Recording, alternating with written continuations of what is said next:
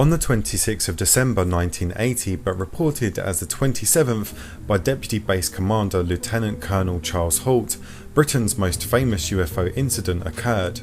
An unidentified flying object for most of us automatically conjures up images of alien craft buzzing around, but in reality those objects are for the most part of Earth origin. However, the Rendlesham Forest UFO incident is one of the very best documented cases of potential extraterrestrial visitors to our little blue planet. It was officially documented by the Deputy Base Commander, but the Ministry of Defence did not take the incident seriously and deemed the event not to be a threat to national security. During the early hours of the 26th of December at approximately 3 AM, a security patrol near the east gate of RAF Woodbridge saw lights apparently descending into nearby Rendlesham Forest. These lights have been attributed by astronomers to a piece of natural debris seen burning up as a fireball over southern England at the time. Servicemen initially thought it was a downed aircraft, but upon entering the forest to investigate, they saw, according to Halt's memo, what they described as a glowing object, metallic in appearance with coloured lights. As they attempted to approach the object, it appeared to move through the trees, and the animals on a nearby farm went into a frenzy. One of the servicemen, Sergeant Jim Pennison, later claimed to have encountered a craft of unknown origin while in the forest, although there was no mention of this at the time and there is no corroboration from other witnesses. Shortly after 4 AM, local police were called to the scene, but reported that the only lights they could see were those from the Orford Nest Lighthouse, some miles away on the coast.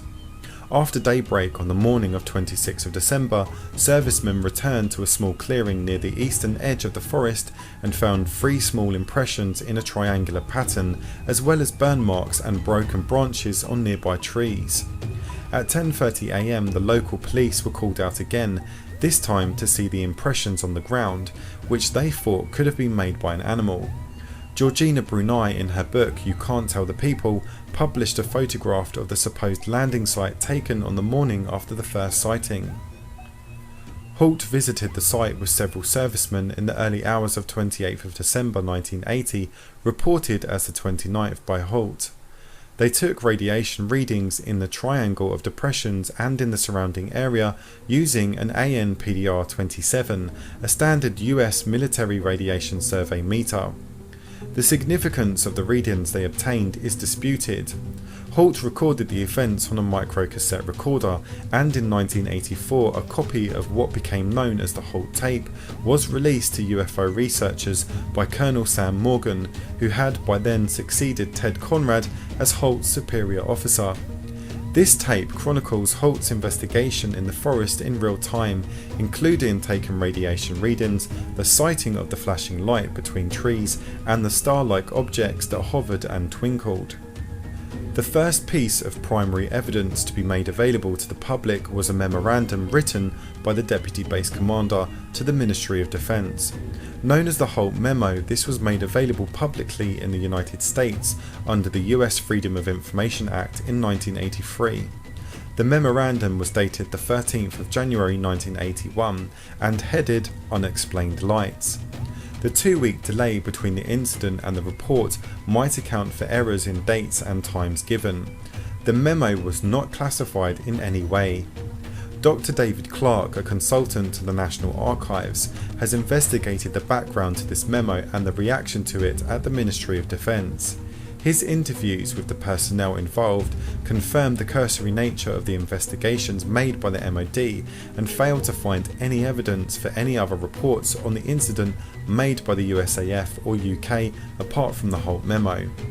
Halt has since gone on record as saying he believes that he witnessed an extraterrestrial event that was then covered up. In 1997, Scottish researcher James Easton obtained the original witness statements made by those involved in the first night sightings.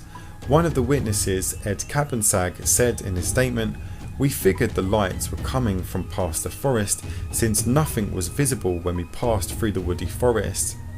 We would see a glowing near the beacon light, but as we got closer we found it to be a lit up farmhouse.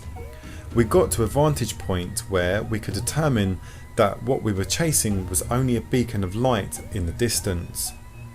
Another participant, John Burroughs, also stated, "We could see a beacon going around, so we went towards it.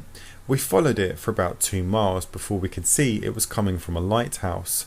Burroughs reported a noise like a woman was screaming, and also that you could hear the farm animals making a lot of noises. Halt heard the same noises 2 nights later. Such noise could have been made by muntjac deer in the forest, which are known for their loud, shrill bark when alarmed. Evidence of a substantial MOD file on the subject led to claims of a cover-up. Some interpreted this as part of a larger pattern of information suppression concerning the true nature of unidentified flying objects by both the United States and British governments. However, when the file was released in 2001, it turned out to consist mostly of internal correspondence and responses to inquiries from the public. The lack of any in-depth investigation in the publicly released documents is consistent with the MOD's earlier statement that they never took the case seriously. Included in the released files is an explanation given by Defence Minister Lord Trafalgar as to why the MOD did not investigate further. One proposed theory is that the incident was a hoax. The BBC reported that a former US security policeman, Kevin Conde, claimed responsibility for creating strange lights in the forest by driving around in a police vehicle whose lights had been modified. However, there is no evidence that this prank took place on the nights in question. Other explanations for the incident have included a downed Soviet spy satellite, but no evidence has been produced to support this hypothesis. So, did aliens actually land in Rendlesham Forest during the 80s, or was this just a hoax set up by the US security police? It's interesting to note that the deputy base commander believed that they witnessed an extraterrestrial visitation which was then covered up by the MOD. He went on record saying this, which in my opinion showed that he was prepared to risk his career and reputation. Which side of the fence are you on? Do you believe that we are not alone in the universe and that aliens have visited our planet numerous times? Or are you skeptical that aliens have found us, let alone have the technology to reach us? Maybe one day ET will land on our little blue ball of water and we can help him to phone home.